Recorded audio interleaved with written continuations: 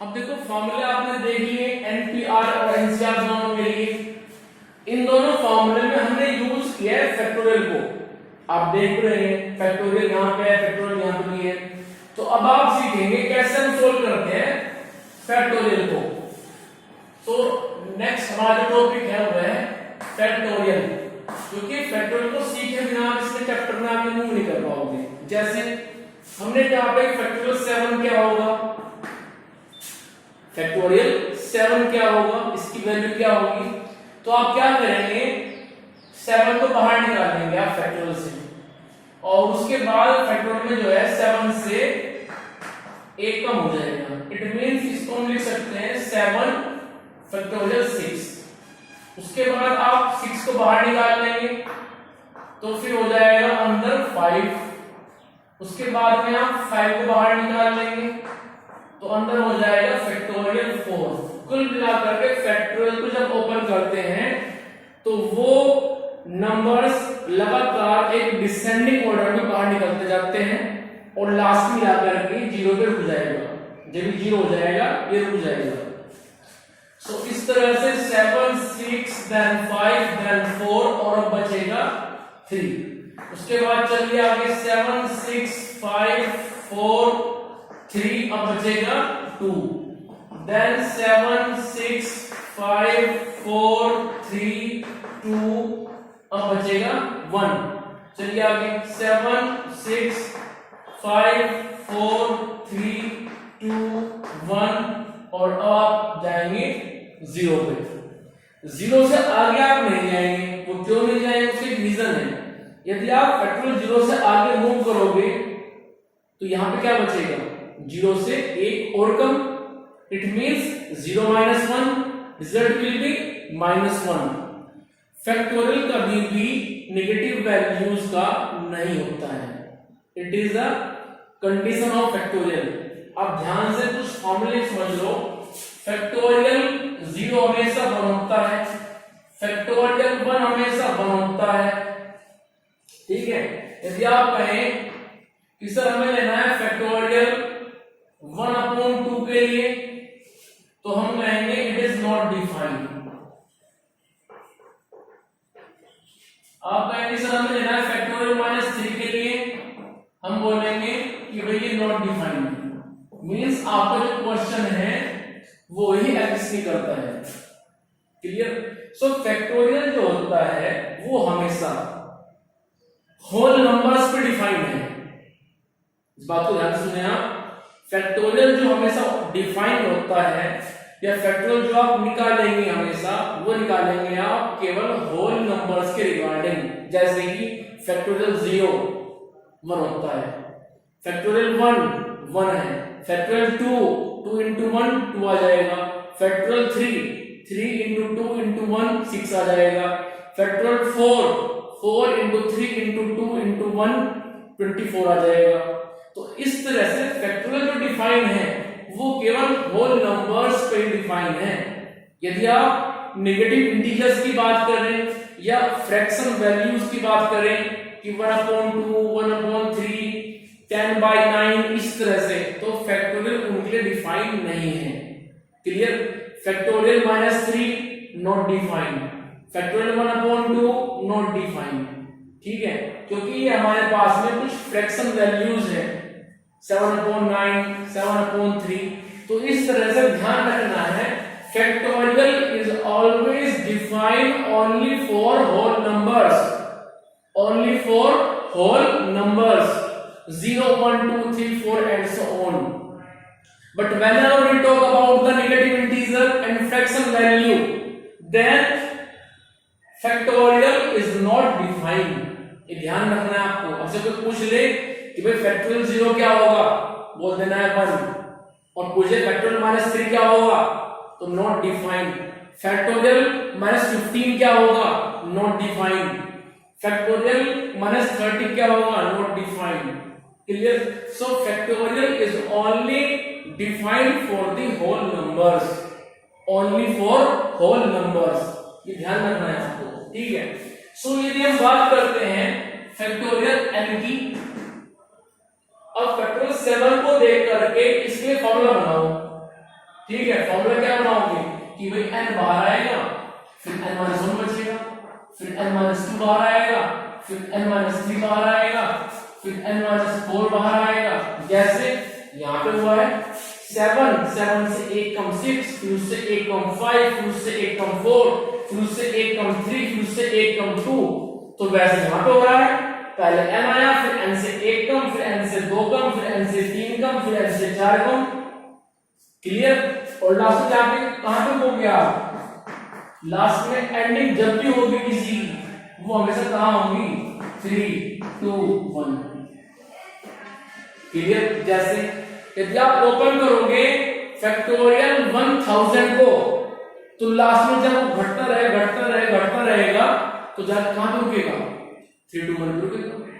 ठीक है, यदि आप ओपन करोगे फैक्टोरियल 10 को, तो 10 कहां जाके रुकेगा 3 2 1 पे, क्योंकि पहले 10 फिर 9 फिर 8 फिर 7 फिर 6 फिर 5 4 3 2 1 इस तरह से। यदि आप ओपन करोगे फैक्टोरियल 50 को, तो कहां पे स्टॉप होगा 3 2 1 पे होना है। क्लियर? सो इस तरह फॉर्मूला ध्यान रखेंगे आप अपने माइंड में हमेशा, factorial n equals to n into n-1 n-2 n-3 n-4 and so on, and in the end we have 3 2 1. But remember, n is always a whole number. यदि n एक होल नंबर है तो ये formula उसके लिए exist होगा, और यदि ये n यहाँ पे होल नंबर नहीं है तो ये फॉर्मूला एग्जिस्ट नहीं होगा, ये फॉर्मूला आप यूज नहीं कर पाओगे। क्लियर? सो इस तरह से आपने फैक्टोरियल को समझ लिया, परमुटेशन क्या होता है, क्या उसकी डेफिनेशन है, क्या उसका फॉर्मूला है। ठीक है, वो आपने समझ लिया है। कॉम्बिनेशन क्या है, उसका फॉर्मूला क्या है, आपने वो समझ लिया है।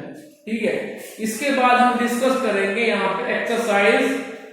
जरा मूव कीजिए आप। हाँ, एक्सरसाइज जाने से पहले आपको ये बात बतानी पड़ेगी, आपने क्लास 10th में पढ़ी थी डिपेंडेंट और इंडिपेंडेंट इवेंट, आपको यदि याद हो, वहां पे इवेंट कई सारी थी, chapter wise probability, sure event, impossible event, dependent event, independent event. Sure event are those event which is always happening. जैसे मॉर्निंग में सन का निकालना, वो हमेशा फिक्स है, निकलेगा फ्रॉम द ईस्ट, उसको रोकना ना आपके हाथ में ना हमारे हाथ में है। that event is sure event and the probability of sure event is always 1. After that impossible event, आप कहेंगे सर आज सन को निकाल देंगे हम from the waste, it is totally impossible event, means जो इवेंट कभी हो ही नहीं सकती। क्लियर? जैसा आप कहेंगे सर आज के बाद हमारी उम्र नहीं बढ़ेगी, या आज के बाद हमारी एज नहीं बढ़ेगी, या आज के बाद कभी रात ही नहीं होगी, ठीक है, या आज के बाद कभी दिन निकलेगा ही नहीं। So that is impossible event and the probability of impossible event is always 0. After that third number is dependent event. Dependent event वो होती हैं कि यदि एक इवेंट हो गई तो दूसरी ना हो, और यदि दूसरी हो गई तो पहली ना हो। ठीक है, सुनना है कुछ, एक इवेंट के होने से जब दूसरी ना हो और दूसरी के होने से जब पहली ना हो। जैसे हमें मॉनिटर बनाना है क्लास में, अब मॉनिटर बनाना है केवल एक, ये तो बनाएंगे गर्ल्स में से या बनाएंगे बॉयज में से। गर्ल्स में से बन गया तो बॉयज नाराज, भाई हमें से क्यों नहीं बनाया, और यदि बना दिया हमने बॉयज की साइड से तो फिर गर्ल्स नाराज कि हमें क्यों नहीं बनाया मॉनिटर। यानी कि गर्ल्स के मॉनिटर बनने से बॉयज इफेक्ट हो रहे हैं, और बॉयज के मॉनिटर बनने से गर्ल्स इफेक्ट हो रही हैं।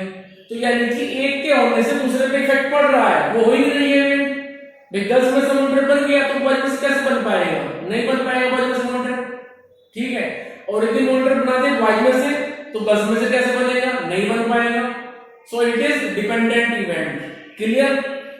डिपेंडेंट इवेंट में आप हमेशा वैल्यूज को, एक होता है प्लस और एक होता है मल्टीप्लाई। ठीक है, जब हमारे पास इवेंट डिपेंडेंट होती हैं, ठीक है, तो हम वैल्यूज को ऐड करते हैं।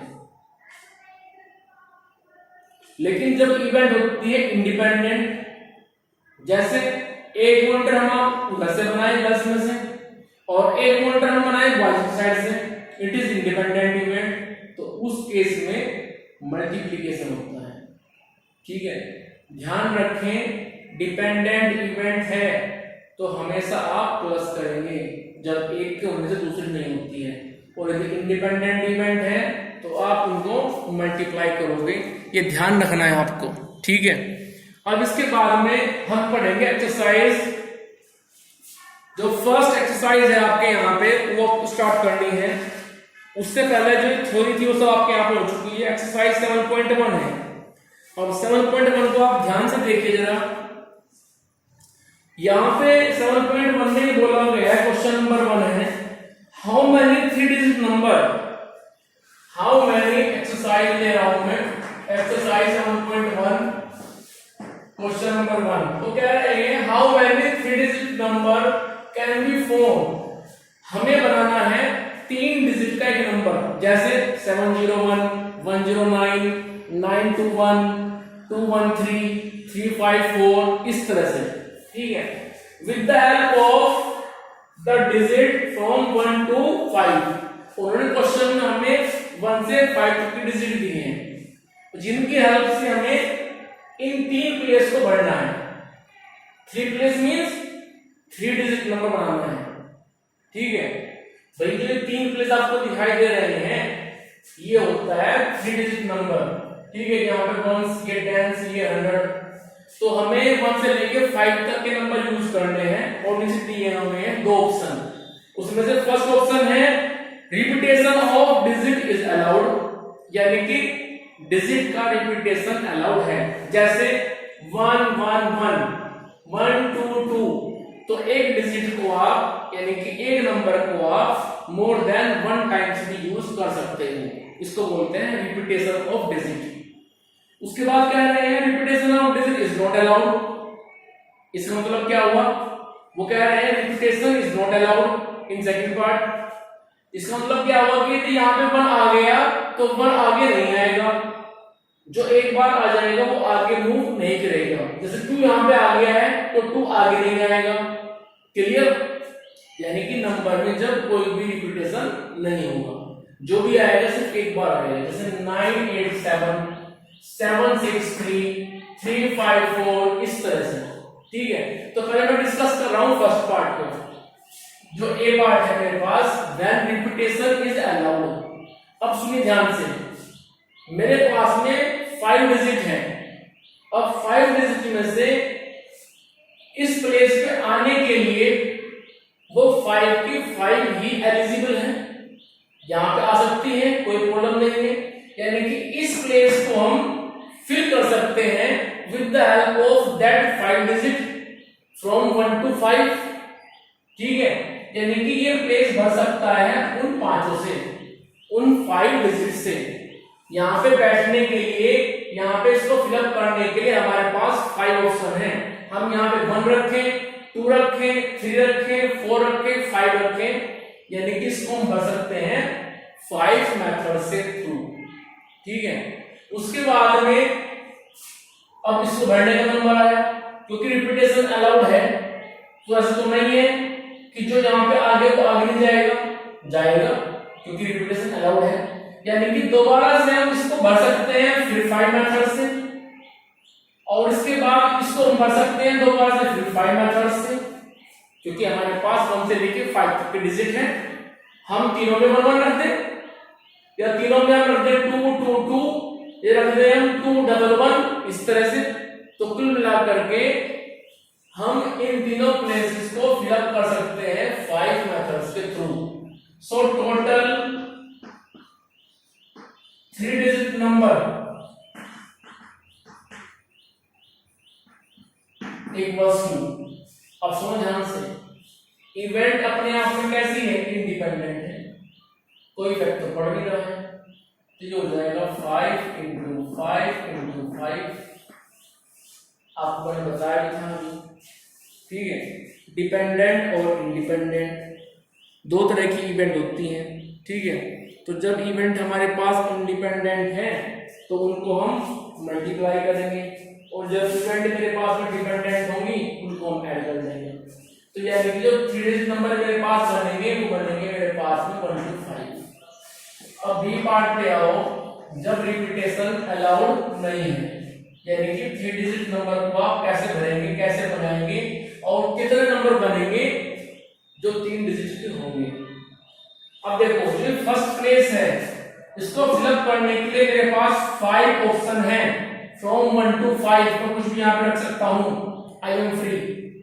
बट जो सेकंड नंबर पे आएंगे तो इसे भरने के लिए मेरे पास केवल 4 ऑप्शन ही बचेंगे, क्योंकि उन पांचों में से 1 से लेके 5 तक मुझे नंबर दिए हुए थे, उन पांचों में से एक यहाँ बैठ चुका होगा, एक यहाँ पे आ चुका होगा, तो आगे बचेंगे केवल मेरे पास में 4। So this place can be filled up with the help of remaining 4 digit from 1 to 5, 1 से लेके 5 तक उनसे जो 4 डिजिट बचेंगी उनके थ्रू आप इसको भरोगे। So we have only 4 option, 4 methods to fill up this place.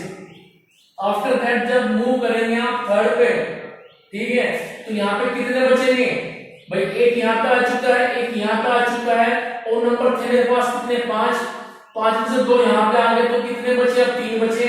So this place can be filled up with the help of remaining 3 digit. Clear? So total number, total 3 digit number equals to 5 into 4 into 3 equals to 60। Clear? तो इस तरह से आप इन question करेंगे। बाकी जो question हैं इनको हम अपने नेक्स्ट वीडियो में डिस्कस करेंगे, ठीक है। अभी आप केवल इतना ही समझेंगे, तो ध्यान से देखिए 125 ऐसे 3 डिजिट नंबर है, it is the quantity of 3 digit number in which repetition is allowed, but 60 is those 3 digit number in which repetition is not allowed। ये 60 यहाँ पे क्वांटिटी है उन 3 डिजिट नंबर की जो बनेंगे तब जब रिपीटेशन अलाउड नहीं था, और ये 125 क्वांटिटी है उन 3 डिजिट नंबर की जिनमें रिपीटेशन अलाउड था। क्लियर? तो इस तरह से आप ये सब लिखेंगे अपने फेवरेट बुक में, और इसके बाद जो क्वेश्चन है वो हम नेक्स्ट वीडियो में डिस्कस करेंगे।